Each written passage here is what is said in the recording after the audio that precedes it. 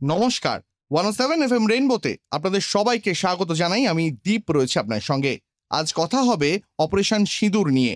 ভারতের সেই সব মা, স্ত্রী, বোনদের জন্য পাল্টা জবাব যারা পহেলগাঁওতে তাদের কোনো না কোনো আপনজনকে হারিয়েছেন। ভারতীয় সেনার পরাক্রমের সামনে নতজানু হতে বাধ্য হতে হয় শত্রুকে। প্রিসাইজ স্ট্রাইক চালিয়ে শত্রুর কোমর ভেঙে দেয় ভারতীয় সেনা। সেই বীর ভারতীয় সেনাকে কুর্নিশ জানিয়ে আজ আমাদের এই বিশেষ অনুষ্ঠান। আমি তো কথা বলবোই, আমি তো রয়েছি। আমার সঙ্গে রয়েছেন আরো দুজন বিশিষ্ট অতিথি যারা দীর্ঘদিন ভারতীয় সেনায় কাজ করেছেন, সার্ভ করেছেন। আমার সঙ্গে রয়েছেন দুজন বিশিষ্ট অতিথি, পরিচয় করে দিই আপনাদের সঙ্গে। কর্নেল দীপ্তাংশু চৌধুরী রয়েছেন আমার সঙ্গে, কর্নেল কৌশিক সরকার রয়েছেন আমার সঙ্গে। আর ভনিতা না করে, আর কোনো ভূমিকায় না গিয়ে সরাসরি প্রশ্নে চলে যাই। আমার প্রথম প্রশ্ন কর্নেল চৌধুরীকে। অপারেশন সিঁদুর কি আমাদের স্ট্র্যাটেজিক প্রিএমটিভ স্ট্রাইক ডক্ট্রিনের অংশ ছিল? স্ট্র্যাটেজিক প্রিএমটিভ স্ট্রাইকটা কি প্রথমে আমাদের সেটা জানতে হবে। স্ট্র্যাটেজিক প্রিএমটিভ স্ট্রাইক আজকে ভারতবর্ষ যে 2025-এ প্রথম শুরু করলো, না, নিশ্চিতভাবে না। এটা শুরু হয়েছে 1625 সালে। একজন ডাচ জুরিস্ট ছিল, ওনার নাম ছিল হুগো গ্রোটিয়াস। ওনার থেকে শুরু হয়েছিল এই প্রিএমটিভ স্ট্রাইক। এই প্রিএমটিভ স্ট্রাইকটা কেন হয় সেটা আমি নিশ্চিতভাবে বোঝাবো, কিন্তু তার ইতিহাসটা একটু জানতে হবে। 1914 থেকে 1918 দ্বিতীয় বিশ্বযুদ্ধের সময় ফ্রান্স কনরাড, ইনি এই যুদ্ধের মধ্যে এই প্রিএমটিভ স্ট্রাইক ডক্টরিন যেটা, সেটা নিশ্চিতভাবে ছিল। তারপর লিগ অফ নেশন 1919 থেকে 1939 যে লড়াই ছিল, এবং 1940 ওয়ার্ল্ড ওয়ার 2, সেকেন্ড ওয়ার্ল্ড ওয়ারে, সেখানে জার্মান ইনভেশন অফ নরওয়ে, একইভাবে এই প্রিএমটিভ স্ট্রাইক যেটা আপনি বললেন সেই ডক্টরিন ইউজ করা হয়েছিল। তারপর আমরা দেখলাম 6 দিনের যে লড়াই হয়েছিল, কোথায়? ইসরায়েল এবং মিশরের। এটা সবাই জানে যে এটা একটা খুব বিখ্যাত লড়াই। 1967 এই ইসরায়েল এবং মিশর, ইসরায়েল ভার্সেস ইজিপ্ট। তারপর হয়েছিল 2003 যখন মার্কিন যুক্তরাষ্ট্র ইরাকের ইনভেশন হলো। তো প্রিএমটিভ স্ট্রাইক নতুন নয়। এবং প্রিএমটিভ স্ট্রাইক কখন হয়? যখন আমার রাষ্ট্রীয় সুরক্ষায় যদি কেউ আঘাত করে, আমার রাষ্ট্রীয় সুরক্ষায় যদি আমার সাধারণ নাগরিককে কোথাও আমরা দেখি তারা আহত হচ্ছে, আঘাত করছে।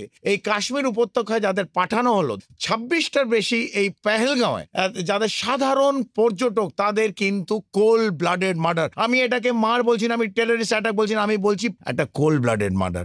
যারা কোল্ড ব্লাডেড মার্ডার করলো, ভারত নিজের ভূমি বাঁচাবার জন্যে, একটা নিজের সেলফ ডিফেন্সের জন্যে, নিজের ন্যাশনাল সিকিউরিটি সার্বভৌমত্ব অক্ষত রাখার জন্যে, তখনই কিন্তু আমাদের এই স্ট্র্যাটেজিক প্রিএমটিভ স্ট্রাইক নিতে হয়। যেখানে স্ট্র্যাটেজিক স্ট্রাইক কেন বললাম? শত্রুপক্ষ জানবে না কখন তার পেটে অথবা মাথায় গিয়ে আমি আঘাত করব। এটাকেই সেই প্রিভেন্টিভ অ্যাটাক বলা হয়। আমার পরের প্রশ্ন কর্নেল সরকারকে। আপনি তো দীর্ঘদিন আপনিও ইন্ডিয়ান আর্মিতে সার্ভ করেছেন। কোঅর্ডিনেটেড ট্রাই সার্ভিস ক্যাপাবিলিটি, এই শব্দটা আমরা বারবার শুনেছি অপারেশন সিঁদুর চলাকালীন। আমি এটার সম্পর্কে আপনার থেকে একটু জানতে চাইবো। দেখুন, এই কোঅর্ডিনেটেড ট্রাই সার্ভিস ক্যাপাবিলিটি যেটা, এটা কিন্তু অনেক দিন ধরেই আমাদের আর্ম ফোর্সেসে চলছে, যেখানে আর্মি, নেভি, এয়ারফোর্স একসাথে তাদের অপারেশন ক্যাপাবিলিটিটাকে যাতে আরও জোরদার করা হয়, সেটার দিকে নজর দিয়ে এই ক্যাপাবিলিটিটাকে তৈরি করা হয়েছে। তার থেকেই এসছে কিন্তু আস্তে আস্তে আমাদের এখানে, যেমন আমরা শুনছিলাম কিছুদিন আগে, থিয়েটার কমান্ড সিস্টেমটা শুরু হবে। তাতে আমাদেরকে তারপরে দেখতে হচ্ছে যে এই অপারেশন সিঁদুরের টাইমে এটার ম্যাক্সিমাইজ ইউজ হয়েছে। যেমন নেভি তার নিজের কাজ করেছে, এয়ারফোর্স তার পুরো কাজটা করেছে, আর্মি তার নিজের কাজটা করেছে, কিন্তু এই তিনটেই কিন্তু কোঅর্ডিনেটেড ছিল, একটার সাথে আরেকটা লিঙ্কড আপ। যে আর্মি কি করছে সেটা এয়ারফোর্সও জানে, এয়ারফোর্স কি করছে সেটা আর্মিও জানে, সেটা নেভিও জানে। নেভি তার ব্লকেট করছে, নেভি থ্রেটেন করছে, নেভি তার পোস্টারটা এমন বানিয়েছে যেটি অফেন্সিভ ডিফেন্স পোস্টারে সে দাঁড়িয়ে গেছে, আর্মি অফেন্সিভ ডিফেন্স পোস্টারে দাঁড়িয়েছে, এয়ারফোর্স এলসি ক্রস না করে তার যে অপারেশনগুলো করেছে, বিভিন্ন ক্যাম্পে সে টার্গেট করেছে, সেই টার্গেটগুলোকে যে ধ্বংস করতে পেরেছে, সেটা কিন্তু একটা কোঅর্ডিনেটেড রেসপন্স। এর সাথে আমাদের যোগ দেওয়া উচিত ইসরোকে। ইসরো যেভাবে আমাদেরকে হেল্প করেছে, সেই হেল্পটা একটা বড় জায়গায় আমাদেরকে যেতে সাহায্য করেছে। কর্নেল সরকার, আপনি ইসরোর প্রসঙ্গ তুললেন, আমি সেই প্রসঙ্গে আসবো, আমাদের সেই প্রসঙ্গেও এই আলোচনা চলবে। তবে তার আগে আমরা একটু গ্রাউন্ড রিয়ালিটিটা বোঝার চেষ্টা করি। এই ধরনের অপারেশন যখন চালাতে হয়, এত বড় একটা অপারেশন, ইন্ডিয়ান আর্মির যারা সদস্য এবং ইন্ডিয়ান ফোর্সের যারা সদস্য, তাদের কতটা শারীরিকভাবে দৃঢ় হতে হয় মানসিকভাবে চাঙ্গা থাকতে হয় এবং কোন কোন ফিজিক্যাল এবং মেন্টাল চ্যালেঞ্জের মুখে ইন্ডিয়ান আর্মিকে এরকম বড় মাপের অপারেশন চালানোর জন্য প্রস্তুত থাকতে হয়? আমি দুজনের কাছেই সংক্ষেপে জানতে চাইবো। প্রথমে কর্নেল সরকার। দেখুন, একটা অপারেশন, আমাদের যে বেসিক ট্রেনিং যেটা আমাদের হয়, একটা জওয়ানদের বলুন, অফিসারের বলুন, এই ট্রেনিংটা কিন্তু পুরোটাই রিভলভ করছে মোটিভেশনের উপরে। কতটা আমি মোটিভেট করতে পারবো সেই জওয়ানটাকে বা যেই অফিসারকে, he can lead men into battle. এটা হচ্ছে সবচেয়ে ইম্পর্টেন্ট। তো এখন এইগুলো যখন করতে হয়, এটা কিন্তু মাথায় এটা রেখেই করতে হয় যে আমাকে ফার্দার কোনভাবে এটাকে অপারেশনে আমি অ্যাকচুয়ালি প্র্যাকটিক্যালি ইউজ করতে পারবো, যেন সেই সময় সে ভেঙে না পড়ে, সেই সময় যেন এমন কিছু সিচুয়েশন না আসে বা এমন কোনো সিচুয়েশন আসে যেটাতে সে পজিটিভলি একটা এফেক্ট আনতে পারে ওই জায়গাটার উপরে বা যেই অপারেশনটার উপরে। সেটাকে মাথায় রেখেই কিন্তু তাদের ট্রেনিংটা করানো হয় এবং সেই ট্রেনিংটা এত রোবাস্ট যে কিছুতেই, আমি যেটা দেখেছি আমার এত বছর, একটা ছোট উদাহরণ যদি আমাদের সঙ্গে শেয়ার করেন, একটা অভিজ্ঞতার কথা। যেমন আমরা শ্রীলঙ্কায় ছিলাম, প্রথম আমার ফার্স্ট সার্ভিস, আমি কিচ্ছু জানতাম না, আমি শুধু বেসিক ট্রেনিংটা নিয়ে আমি শ্রীলঙ্কায় গেছি। সেই শ্রীলঙ্কাতে যাওয়া মাত্র আমাদের সম্মুখীন হতে হয়েছে এলটিটির সাথে। আমরা একটা জঙ্গল এর মধ্যে ঢুকেছি, কারণ ওদের ক্যাম্পগুলো ওখানেই থাকতো, আমরা জানতাম না ওখানে ক্যাম্প আছে। আমরা ঢুকে গেছি, আমাদের সঙ্গে প্রায় 200-250 সৈন্য আমাদের সাথে, আমরা ঢুকে পড়েছি। হঠাৎ দেখলাম আমার বাঁদিকে একটা জলের জায়গা করা আছে মাটিতে, খুব নিটলি কাট আউট। এটা তো গ্রামবাসীরা আসে না, মাথায় খেললো, বা এমন কোনো লোক আসে যারা এইটার অ্যাক্সেস আছে জঙ্গলে। আমরা সেই জলটা দেখলাম, একদম স্বচ্ছ জল, কোনো প্রবলেম নেই, কিন্তু আমাদের ইনস্ট্রাকশন ছিল বাইরের কোনো জল টাচ না করতে। কে কোথায় পয়জন করে দিয়েছে, কে কি করে দিয়েছে, ইউ ডোন্ট নো। সেই জন্য আমরা টাচ করলাম না, যতই থার্স্টি ছিলাম আমরা এগিয়ে চললাম। জঙ্গলের একটা সীমানা অবধি যেই এসছি, ওখানে এলিফ্যান্ট গ্রাস ছিল। হঠাৎ চারিদিক দিয়ে, এটা একটা মানে হর্সশু শেপড একটা জায়গা, চারিদিক দিয়ে ফায়ারিং শুরু হয়ে গেল। অ্যান্ড আমরা বুঝতেই পারছি না আমরা মাটিতে শুয়ে পড়বো না, কোনো গার্ড নেই তো। এলিফ্যান্ট গ্রাস ক্যানট স্টপ এ বুলেট, শুধু এলিফ্যান্ট গ্রাসটা একটা এমড ফায়ারকে প্রিভেন্ট করছে। আমরা ওখানেই মাটি কামড়ে পড়ে গেলাম। আমি ছিলাম, আমার কোম্পানি কমান্ডার ছিলেন তখন bench Jacob, captain bench Jacob. আমরা দুজন ওখানে মাটি কামড়েই পড়ে গেলাম। আমাদের অনেক পিছনে, কিন্তু আমরা অনেকটা এগিয়ে গেছিলাম। Officers lead from the front, আমরা অনেক আগে এগিয়ে গেছিলাম। আর এলটিটি বুঝে গেলাম ওখানেই এলটিটির ক্যাম্প। এলটিটি ক্যাম্পটা হয়তো আমাদের থেকে 100 মিটার দূরে। আর ওরা গাছের উপরে উঠে ফায়ারিং করছে, কারণ ফায়ারটা আসছে ওপর থেকে, নিচু লেভেলে আসছে না। সেই জায়গাটাকে আমরা কাউন্টার করলাম। আমাদের কমান্ডিং অফিসার সাথে ছিলেন, উনি ওখানেই মর্টার ডিপ্লয় করলেন, মর্টার ডিপ্লয় করে ফায়ার আনলেন। যেই মর্টারের এয়ার বাস্ট ফায়ারিং ওখানে হলো, সঙ্গে সঙ্গে ওদের ফায়ারিংটা স্টপ হয়ে গেল। বুঝলাম এটা এফেক্টিভ হয়েছে। তখন আমরা দৌড়ে ভিতরে ঢুকলাম, নিজেদের ট্যাকটিক্স করে ওই জায়গাটাকে ইয়ে করলাম। একজনও কিন্তু পিছনে হাঁটেনি, একদম we knew it is life and death and we moved on.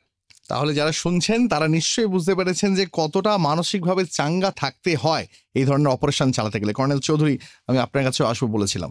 Physical fitness, mental ability এবং দিন রাতে সমান কাজ করার দক্ষতা, রাতের অন্ধকারে স্ট্রাইক করার ক্যাপাবিলিটি, মানে একজন সাধারণ মানুষের পক্ষে এগুলো নেক্সট টু ইম্পসিবল বলে মনে হয়। একদম দীপ, আপনি যেরকম বলছেন, একটা সৈনিককে গড়ে তুলতে একটা বেসিক মিলিটারি ট্রেনিং হয়, তারপর তাকে বিভিন্ন স্পেশালাইজ ট্রেনিং করে, ধরুন আমাদের তো অনেক রকম কেউ আর্টিলারিতে যাবে, কেউ আর্মারে যাবে, কেউ ইনফেন্ট্রি যাবে, এবং কেউ ধরুন আজকাল এই অপারেশন সিন্দুরের পর এই এয়ার ডিফেন্স সিস্টেম নিয়ে আজকাল ক্লাস 7-8-এর ছোট ছেলেরাও S-400 এবং তারাও কথা বলছে।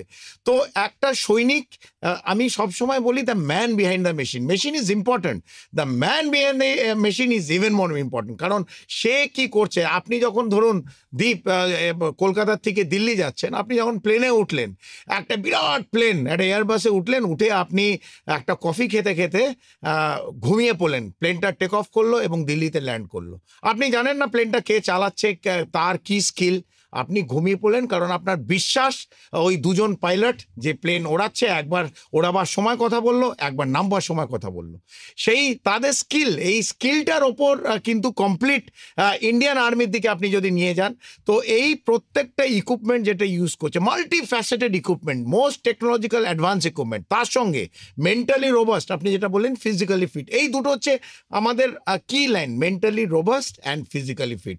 এইটা যখন হবে, তো যে কোনো কোনো অবজেক্টিভ আমাদের এম দেবে। তার সঙ্গে যদি আর একটা আমার লাইন যেটা স্যার বললো, স্যার যে পুরো ঘটনাটা বললেন colonel Sarkar, the more you bleed in peace, মানে যত ট্রেনিং করবেন পিস টাইমে, exercise, war gaming, less you bleed in war. আচ্ছা, কর্নেল চৌধুরী এবং কর্নেল সরকার তারা দুজন যেমন দীর্ঘদিন ইন্ডিয়ান আর্মিতেও সার্ভ করেছেন, তেমনি মডার্ন ওয়ারফেয়ার নিয়ে মানে আধুনিক সমরবিদ্যা নিয়েও কিন্তু দুজনের বিস্তর পড়াশোনা এবং কাজ রয়েছে। 2-3টে টার্ম আমরা এই ফেজটায় অপারেশন সিঁদুর চলাকালীন শুনতে পাচ্ছিলাম। আপনি বলছিলেন একটু আগে ব্লিটজক্রিগ, আপনি বলছিলেন লেয়ার্ড ইনফিলট্রেশন স্ট্র্যাটেজি। আমি একটু সহজ করে আমাদের শ্রোতাদের জন্য যারা 107 FM রেইনবো শুনছেন একটু এই টার্মগুলো বুঝতে চাইবো।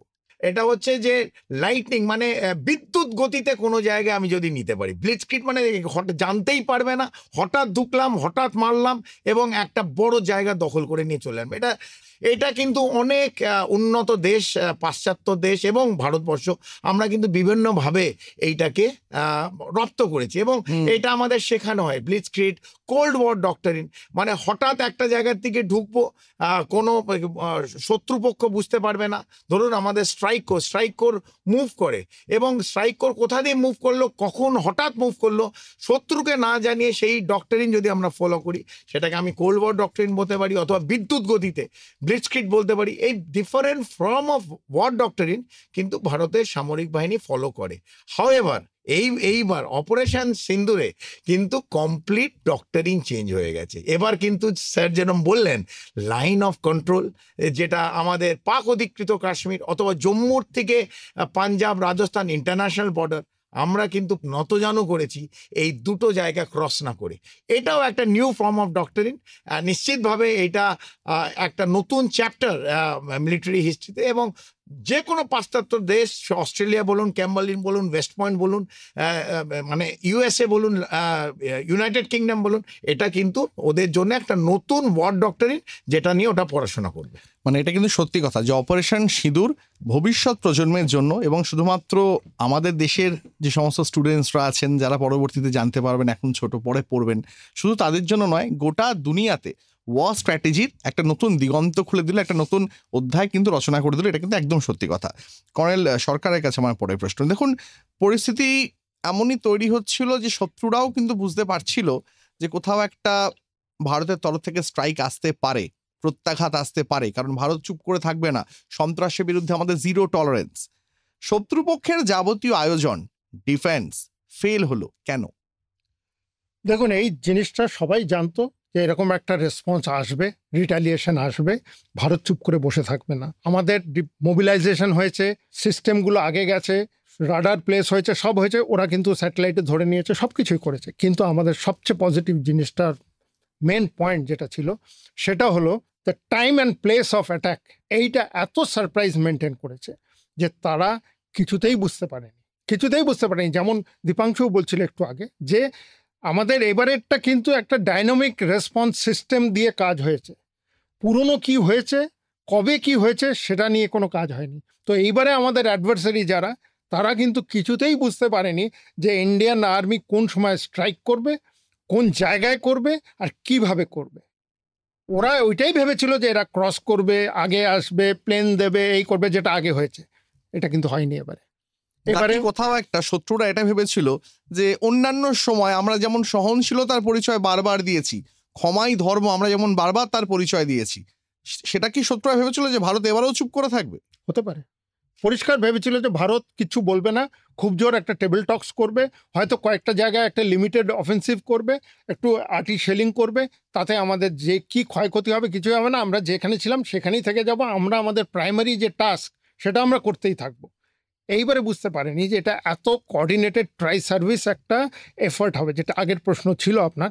এটা কোঅর্ডিনেটেড ট্রাই সার্ভিস অ্যাক্টিভিটি। আর পুরো এই টাইমে কি হয়েছে, পুরো নেশন একত্রিত হয়ে দাঁড়িয়েছিল। এই সাপোর্টটা হচ্ছে বিরাট moral boosting for the arm forces. ঠিক। কর্নেল চৌধুরী, আপনার কাছে যাই।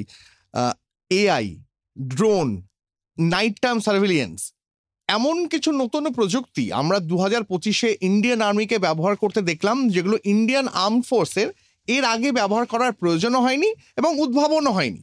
আমি একটু বুঝতে চাইবো আপনার কাছ থেকে এবং শ্রোতাদের জন্য একটু বুঝতে চাইবো যে ড্রোন, রাতের বেলায় স্ট্রাইক, অন্ধকারের মধ্যে শত্রু টার্গেটকে লোকেট করা, কতটা ভারতকে সাহায্য করলো এই যুদ্ধ জিততে?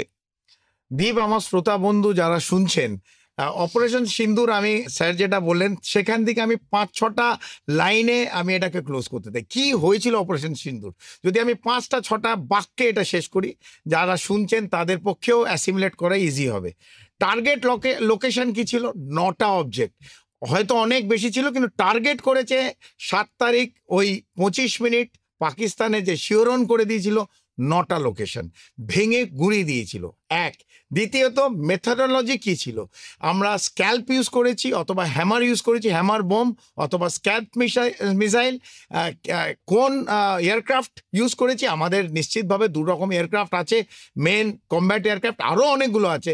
আমাদের কাছে রাফাল আছে, সু-30 আছে, আমাদের কাছে মিরাজ আছে, আমাদের কাছে MiG-29 আছে।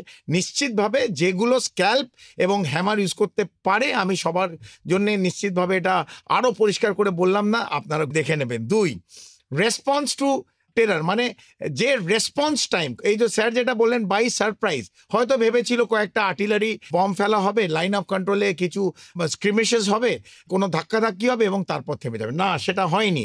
Time of our place, time of our attack আমরা ডিসাইড করেছি। নেক্সট, কোনো ইন্ডিয়ান লস হয়নি। আমাদের শত্রুপক্ষকে আমরা অনেক লস হয়েছে, ইন্ডিয়ার তরফ থেকে কোনো ম্যাসিভ লস হয়নি। কেন হয়নি? কারণ যারা শত্রুপক্ষ যে টেকনোলজি ইউজ করেছে সেটা আমরা নিউট্রালাইজ করেছি। কি করেছি?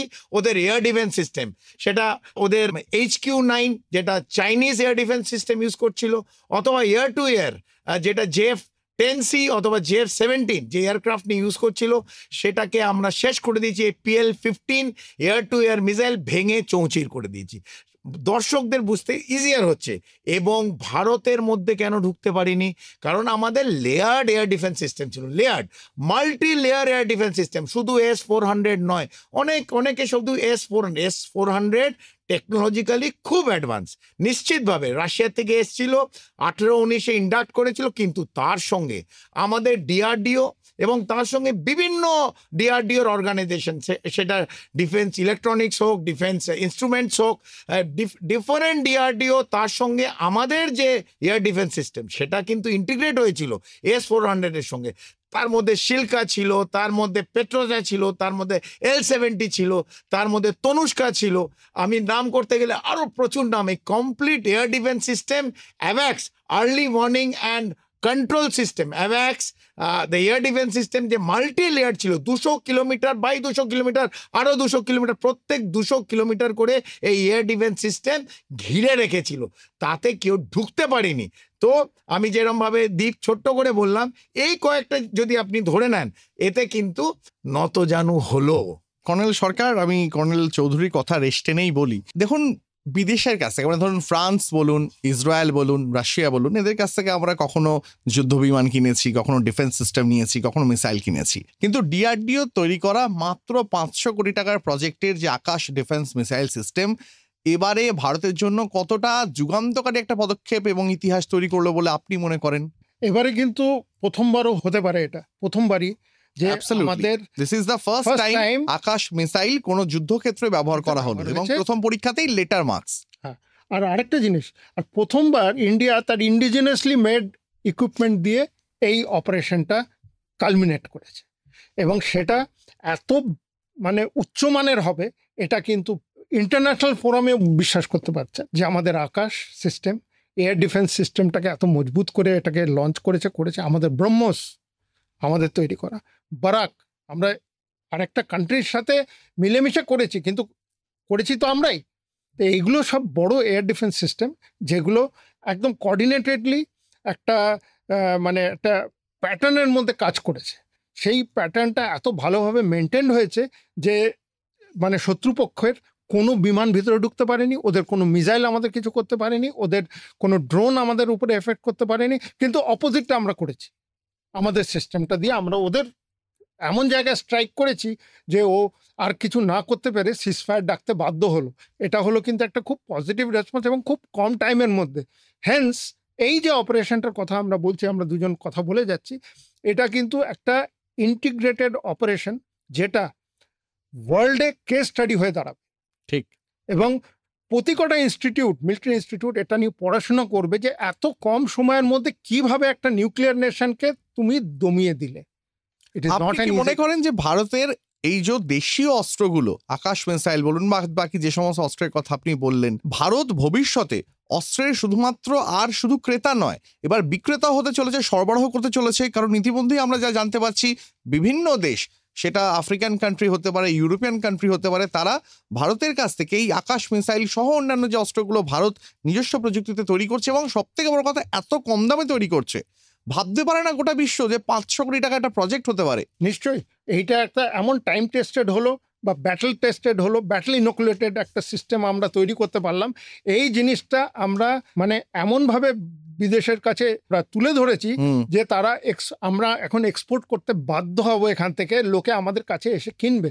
ব্রহ্মোস বা এইসবের অলরেডি অনেক ডিমান্ড আছে, এবং এইটা এখন কিন্তু ফ্রুটফুল হবে, কারণ লোকে দেখেছে অন্য কান্ট্রির জিনিস তো এখনো টাইম টেস্টেড হয়নি বা ইউজ হয়নি, কিন্তু আমাদের এক অ্যাডভার্সারির জিনিস টেকনোলজি আরেকটা কান্ট্রি ইউজ করলো আমাদের উপরে, উইচ ওয়াজ ফেলিয়ার, এটাও বিশ্ব দেখলো। তো এই জিনিসটা কিন্তু আমাদের পক্ষে খুব পজিটিভ। আচ্ছা কর্নেল চৌধুরী, আপনার কাছে আমার প্রশ্ন, আর আমরা একটু সহজ করে বোঝার চেষ্টা করবো, একটু কঠিন কঠিন টার্ম আমরা কম ব্যবহার করব, যেহেতু সব বয়স, সব ধরনের শ্রোতা, সমস্ত রাজ্যের শ্রোতারাই আমাদের শুনছেন। যেটা আমার জিজ্ঞেস করার কথা, আপনার থেকে যেটা জানতে চাইবো, দেখুন দিনের বেলা স্ট্রাইক করার ক্যাপাবিলিটি একরকম, রাতের অন্ধকারে মানে শত্রুর একেবারে যাকে বলে বুকের মধ্যে স্ট্রাইক করার ক্ষমতা বা তার জন্য যে ক্যাপাবিলিটির দরকার হয়, যে ক্ষমতার দরকার হয়, আমরা কিভাবে রাতের অন্ধকারে শত্রুর শুধুমাত্র জঙ্গি ঘাঁটিই নয়, তার পাল্টা যখন কেউ আমাদের নিরীহ গ্রামবাসীদের ওপরে, স্কুলের বাচ্চাগুলোর ওপরে যখন কেউ শেলিং করছিল, আমরা তাদের বায়ুসেনা ঘাঁটি থেকে শুরু করে তাদের সেনা ঘাঁটি, সেগুলোরও ক্ষতিগ্রস্ত করে দিয়ে চলে এলাম। কতটা অ্যালার্টনেস, কতটা ক্ষমতা, কতটা দক্ষতার প্রয়োজন হয়?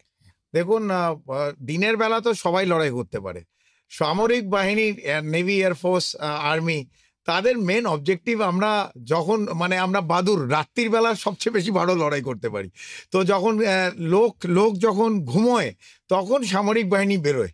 তো ওই জন্য ভারতের 140 কোটি মানুষ যারা শুনছেন তারা নিশ্চিন্তে রাত্রিরে 8 ঘন্টা ঘুমোতে পারেন, কারণ আপনারা জানেন আপনাদের ভাই এবং বোনেরা এই ভারতের সার্বভৌমত্বকে অক্ষত রাখার জন্য তারা কিন্তু জেগে বসে আছে এবং রাত্রিরে। এবং দ্বীপ আমরা অ্যাটাক যতগুলো হয়, মেনলি অ্যাটাক অমাবস্যার রাত্রিরে আমরা বেছে নিই, যে যদি সারপ্রাইজ, যেখানে একদম অন্ধকার থাকে এবং আমাদের নাইট ভিশন ডিভাইসেস থাকে।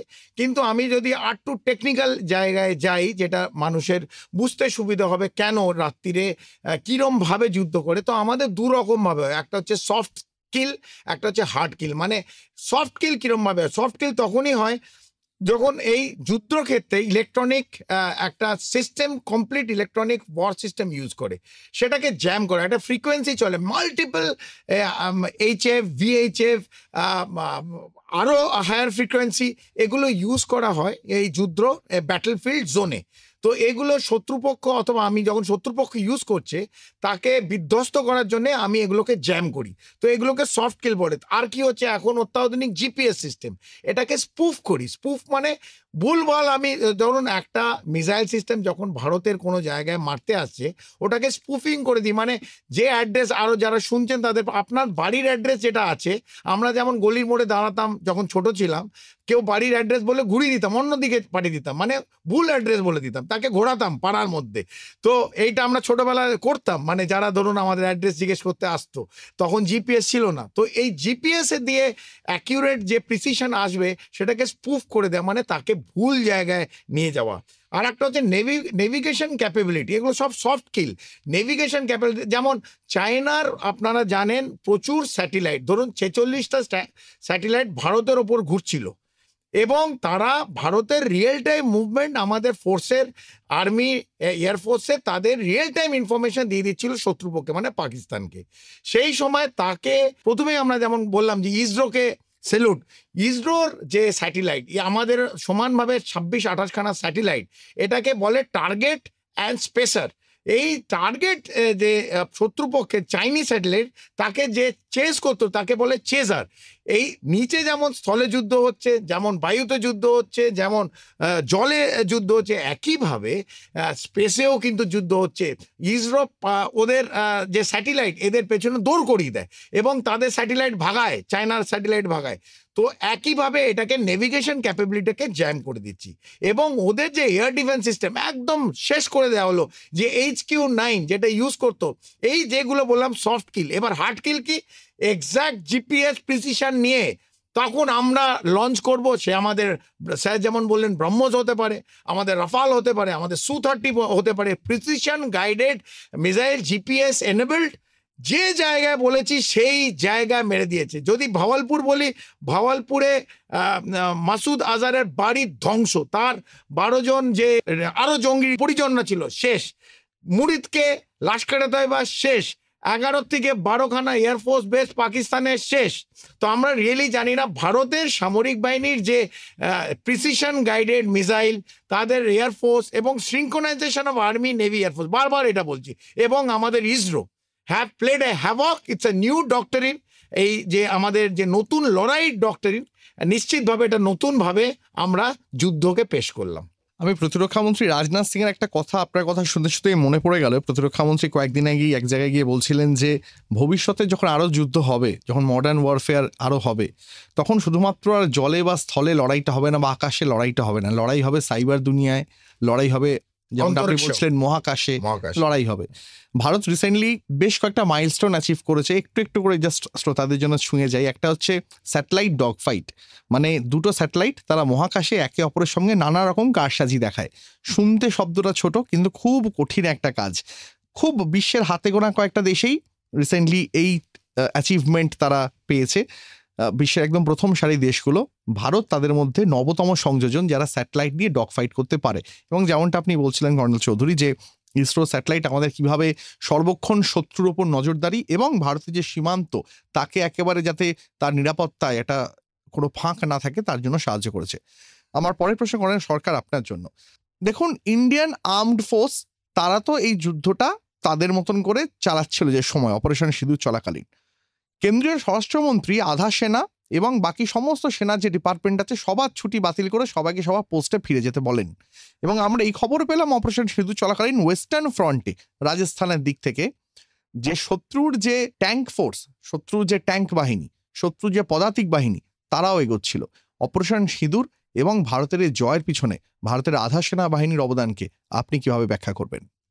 দেখুন, এটা আমাদের যত সিপিএফ সেগুলো মানে যেটা হচ্ছে সেন্ট্রাল প্যারামিলিটারি ফোর্স, বিএসএফ, সব আইটিবিপি, এরা দুর্গের মতো দাঁড়িয়েছিল এবারে। এবং এত কোঅর্ডিনেশন ছিল ইন্ডিয়ান আর্মির সাথে অন গ্রাউন্ড যে আমাদের হোম মিনিস্টার এটা যখন ক্লিয়ার করে দিলেন ওদের ডিজিকে ডেকে যে এইটা কিন্তু তোমাদেরকে সবাইকে অন গ্রাউন্ড করতে হবে, এবং তার সাথে এটাও করে দিলেন রিয়ার এরিয়া সিকিউরিটিটা কিভাবে মেনটেন হবে। কেন, আমাদের দেশে তো প্রচুর স্লিপার সেলস আছে, তারা সব জেগে উঠবে যদি হোস্টিলিটি বেড়ে মানে অ্যানাউন্স হয়ে যায়। তখন আমাদের আর্ম ফোর্সেস এগিয়ে যাবে, ডিপ্লয়মেন্টে চলে যাবে, আগে বর্ডারগুলো ধরবে, তখন এই রিয়ার এরিয়াগুলো কে মেনটেন করবে, কে আমাদের বাকি জিনিসগুলো দেখবে। সেই জন্যে তখন local administration, civil police, paramilitary force এদের একটা বড় ভূমিকা এর মধ্যে প্লে আউট করেছে। সেটার কিন্তু আমাদের সবসময় মাথায় রাখতে হবে that we all work hand in glove. একদম আমরা একসাথে কাজ করেছি, সবার একটা অবদান ছিল, যেমন মিডিয়ার একটা অবদান ছিল। তারা এই পুরো অফ সিন্দুরটা সবার বেডরুমে পৌঁছে দিয়েছে। এইরকমভাবে এর আগে এত ওয়াইডলি কিন্তু পৌঁছায়নি, লোকে জানতে পারেনি কত ডিটেলসে। এই জন্য আপনাদের কাছে হয়তো নানা রকম প্রশ্ন উঠে আসছে, সেই কারণে আপনারা আরও ইন্টারভিউ করছেন যাতে কমন ম্যান বুঝতে পারে অ্যাকচুয়ালি কী হয়েছে অন গ্রাউন্ডে, কীভাবে যুদ্ধটা এগিয়েছে। যদি আমি এটাকে যুদ্ধ বলি বা যাই বলি, একটা হোস্টিলিটি বলি, যেটাই এগিয়েছে সেটা কি করে বুঝেছে, এটা কিন্তু একটা সবার একটা অবদান ছিল। সেই জন্য আমি বলেছিলাম পুরো কান্ট্রি কিন্তু একত্র হয়ে দাঁড়িয়েছিল এবং তারা সেইভাবে ইন্টিগ্রেটেডলি এগিয়েছে। কর্নেল চৌধুরী, আমি আপনার কাছে আসি। আমরা আধা সেনা নিয়ে কথা বললাম, বিএসএফ নিয়ে কথা হলো। ইন্ডিয়ান এয়ারফোর্সের অপারেশন সিঁদুরে কিন্তু খুব বড় একটা ভূমিকা আমরা দেখলাম। আপনি একটু ছোট্ট করে ইন্ডিয়ান এয়ারফোর্সের যে ক্যাপাবিলিটি, যে দক্ষতা অপারেশন সিঁদুর আরেকবার সামনে আনলো, সেটা একটু ছোট্ট করে শুনবো। দীপ, আমরা এয়ার মার্শাল ভারতী স্যার যখন বলছিলেন, যখন ডাইরেক্টর জেনারেল এয়ার অপারেশন যখন কথা বলছিলেন, আমরা সব ওনাকে নিয়ে আজকে কত রিল উনি বলেছিলেন, we don't count body bags, কারণ আমাদের যে অবজেক্টিভ দেয়া হয় এবং আমাদের সরকার যে অবজেক্টিভ দিচ্ছে সেই অবজেক্টিভে আমরা শেষ করে দিই, শত্রুকে শেষ করে দিই।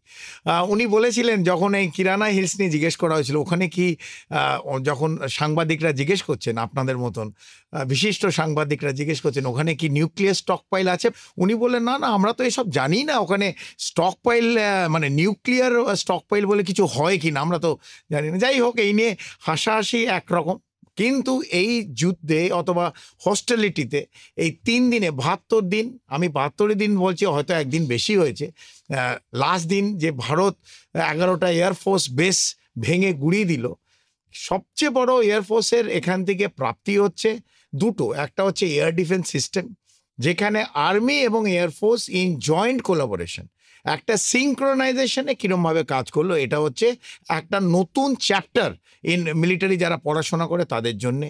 এবং এয়ারফোর্স তার এয়ার ডিফেন্স সিস্টেম অত্যাধুনিকভাবে ইউজ করেছে। S-400 কীরকম আমরা দেখলাম, প্রধানমন্ত্রী যেদিন গেলেন আদমপুরে, তার পেছনে দুটো জিনিস দাঁড় করানো ছিল, আমরা দেখেছি ওখানে MiG-29 এবং এই S-400।